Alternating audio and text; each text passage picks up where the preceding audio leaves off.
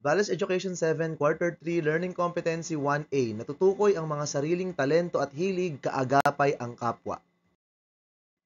Diagnostic Test. Sa mga susunod na slide ay magpapakita ako ng mga pangungusap na maaaring maglarawan sa iyo.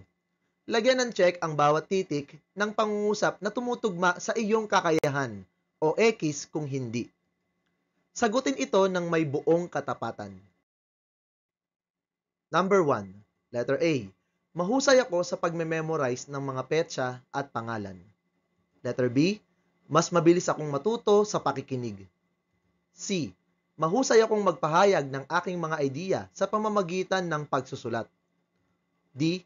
Mabilis akong matuto ng mga bagong salita. At E. Mahusay akong gumawa o sumulat ng kwento, tula o essay.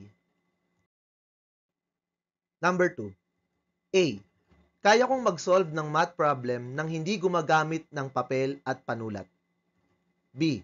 Mahusay ako sa pagsosolve ng mga puzzle. C. Nagagawa ko ng mabilis at wasto ang pagkakalculate. D. Mahusay ako sa mga numero at equation.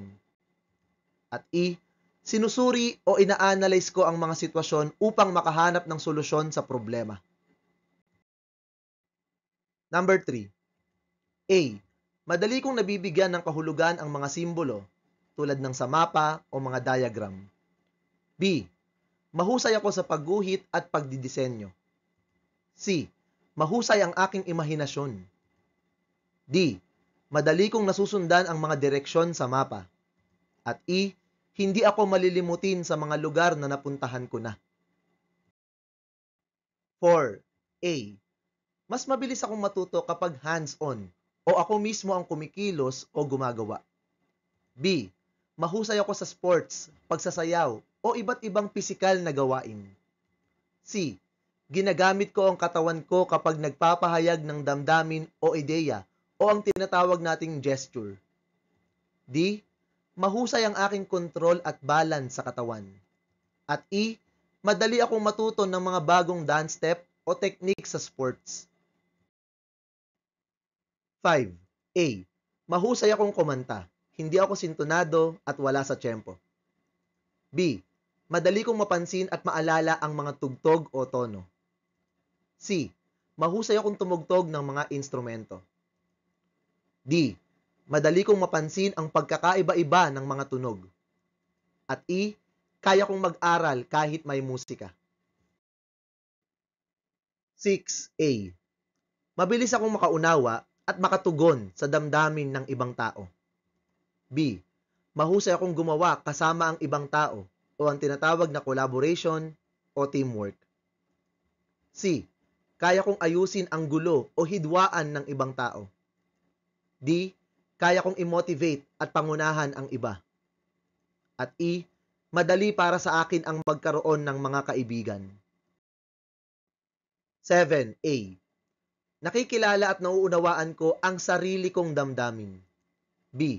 Nagninilay ako sa mga kilos at pagpapasyang nagawa ko upang mapaunlad ang sarili. C.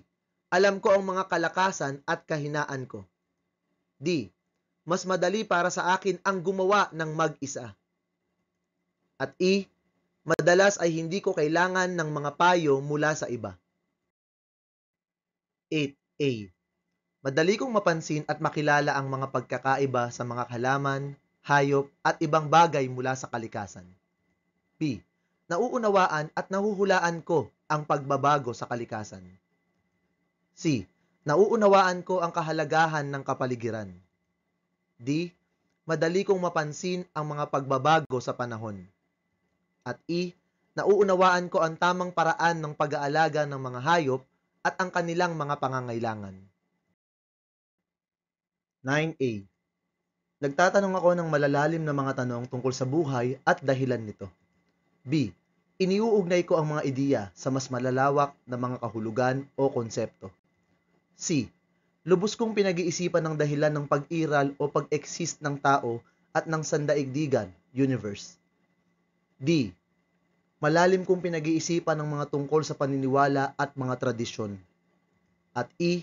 Pinagninilayan ko kung paano nagiging magkakaugnay ang mga bagay sa daigdig.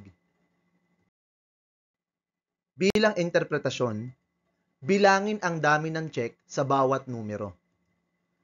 Ang numero o mga numero na may pinakamaraming check ay ang uri ng talino na iyong tinataglay. Kung ang number 1 ang may pinakamaraming check sa iyo, ang talino mo ay verbal linguistic. Kung ang number 2 ang may pinakamaraming check sa iyo, ang iyong talino ay logical mathematical. Kung sa number 3 ka naman pinakamaraming na-checkan, ikaw ay may talinong visual spatial. Bodily kinesthetic ang iyong talino kung pinakamarami ang iyong check sa number 4. Musical ang iyong talino kung sa number 5 ay marami ang tumugma sa iyong sariling kakayahan. Kung marami kang check sa number 6, ikaw ay may talinong interpersonal.